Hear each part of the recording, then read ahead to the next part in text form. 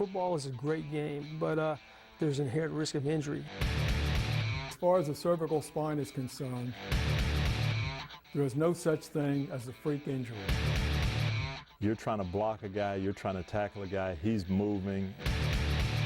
Young people sometimes think that they're immune to injuries, and they're not.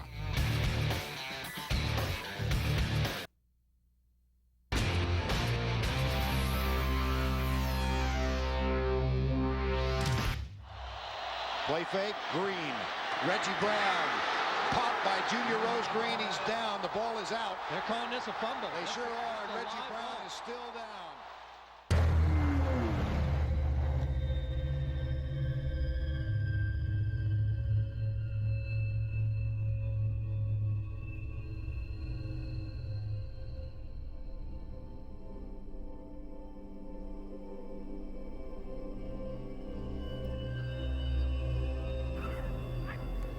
On any given Friday night, millions of Americans pack stadiums just like this one to enjoy one of our national pastimes, high school football. Then we finish the weekend with our favorite college and professional teams. It's a culture in our country. It's a sport we love, but it's also a sport that carries the risk of serious and sometimes catastrophic injury. Hello everyone, I'm Dr. Jerry Punch, a physician and college football commentator for ABC Sports and ESPN. And over the span of my career, I have seen it all. And while catastrophic injuries in football are rare, they are life-changing. Now with this video, our goal is to look at how improper contact can lead to head and neck injuries and to provide tips and information to reduce the risk of injury. Now while it's impossible to eliminate injuries in football, there are steps you can take to help protect yourself.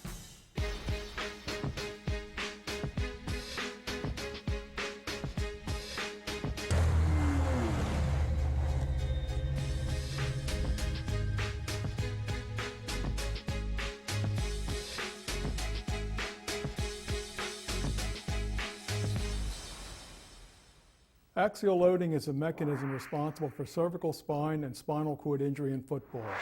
When the head is up, the neck muscles absorb forces through controlled motion, protecting the spine. However, with head-down contact, the cervical spine straightens. In this situation, the muscles cannot absorb the energy input. Axial loading is a mechanism where the player makes contact with the top or crown of his helmet. The head is acutely decelerated, the momentum of the body continues, and the spinal column and spinal cord are literally crushed between the decelerated head and the continued momentum of the body. The spinal cord, however, doesn't heal, and the resulting paralysis is permanent, with a profound negative impact on one's lifestyle and ability to earn a living.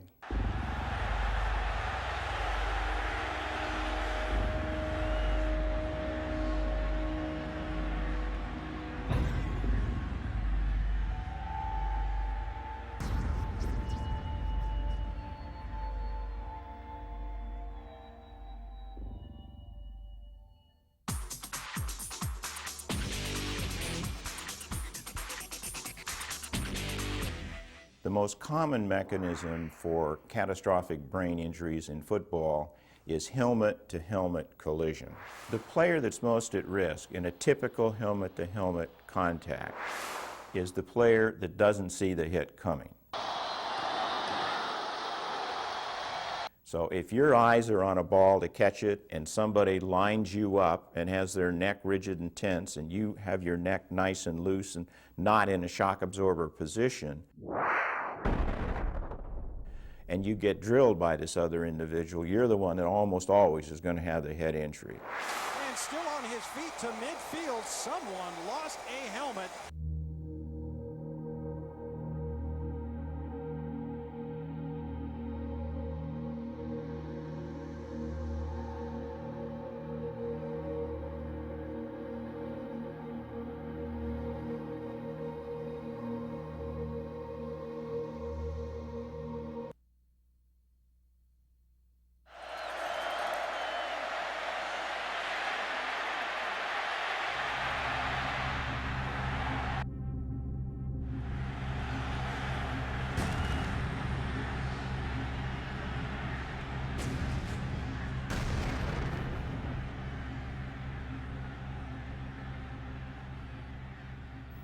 The person that's greatest risk in the tackling act is the defensive back, whereas the individual who's at greatest risk in the act of being tackled is, of course, the ball carrier.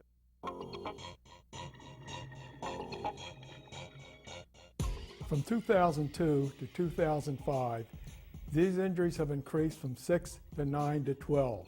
This is the first time since 1990 that these numbers have reached double digits. Well, we want players and coaches to realize that each incident of head-down contact is actually an exposure to catastrophic injury. Those most subject to these injuries are defensive backs.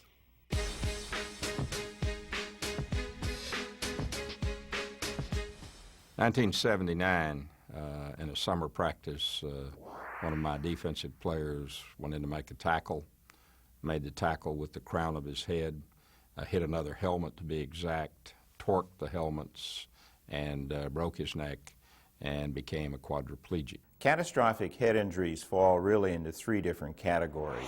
First, deaths due to brain injury. Secondly, a brain injury that leaves permanent neurologic deficit.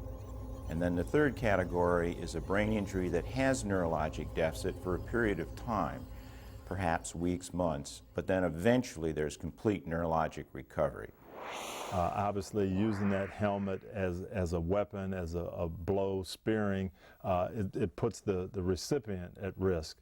He can get hit with an object going at a high rate of speed and a great deal of force in one spot. Well, the chance for catastrophic head injury increases as the momentum, speed of the two individuals that are going to collide increases. The single play that puts individuals at greatest momentum is the special teams play, the kickoff, and to a certain extent the punt. But more at risk is the person who is making the contact, and that's the guy who gets hurt more often. The concussion, the neck sprain, God forbid, the paralysis. You know, that person is at tremendous risk anytime you hit with your helmet first. Of the brain deaths in football, about 40% of the time, the head down position can be identified. That's poor technique.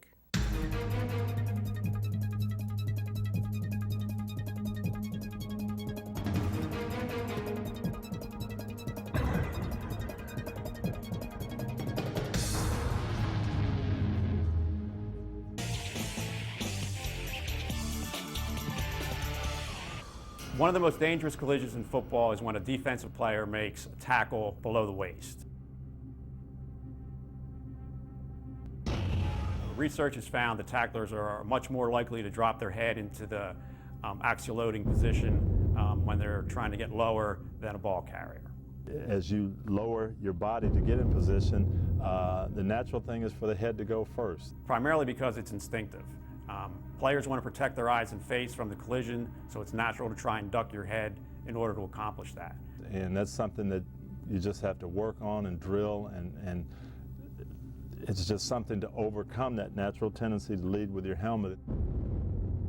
Keep that head up, see your target, and that's going to force you to lead with your shoulders. The important thing to remember again is if you initiate a blow with your head, you're at risk of concussion. If you initiate a blow head down, you're at risk of a serious spinal injury. Over the years, we've come a long way in reducing the risk of injury. Whether through rule changes, coaching techniques, or through advances in protective equipment, we've seen a dramatic decrease in the incidence of these injuries since the mid-1970s. But there is room for improvement. Over the past 10 years, between 4 to 12 football players a year have been paralyzed, and that is still too many. And for those unfortunate athletes, there is no surgery or rehabilitation that will repair that damage. In an effort to eliminate these injuries, football must acknowledge that every incident of head-down contact puts the player at risk of a serious head and neck injury. The good news is, research and experience have shown that proper contact techniques can reduce that risk.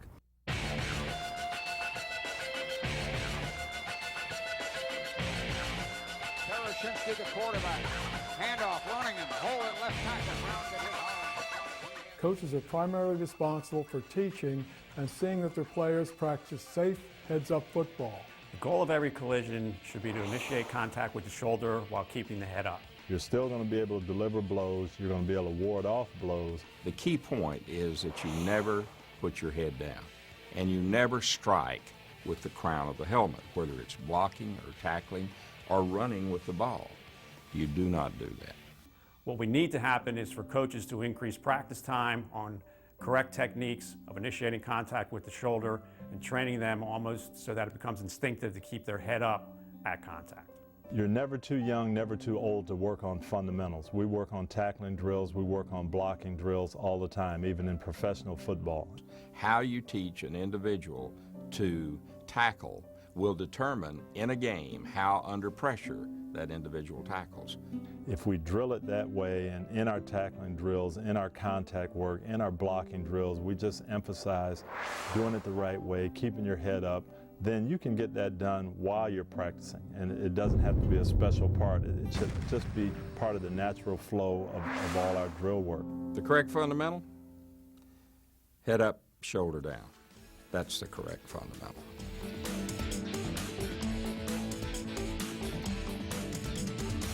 I know in college football and high school football, it is illegal to initiate contact with the helmet or with the face mask. The new rule was a very important signal sent out across the world of football that we are now making sure that you understand that you tackle with your eyes able to see what you are attacking or what you're tackling. If officials enforce the current head contact rules, this would go a long way to reduce the occurrence of these injuries in football.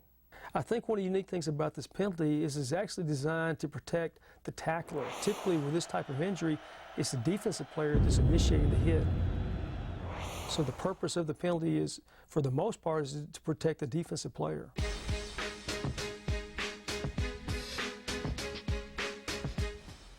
It really doesn't matter what position you play or where you are on the field. Offensive player, defensive player, special teams. The object of collisions is to deliver a blow and to come out of it in great shape. One of the most important things we'd like to see coaches do is to acknowledge that unintentional head-down contact also poses a significant risk to their athletes. And the best way to do that is to really emphasize keeping that head up, see what you hit, and hit with your shoulder.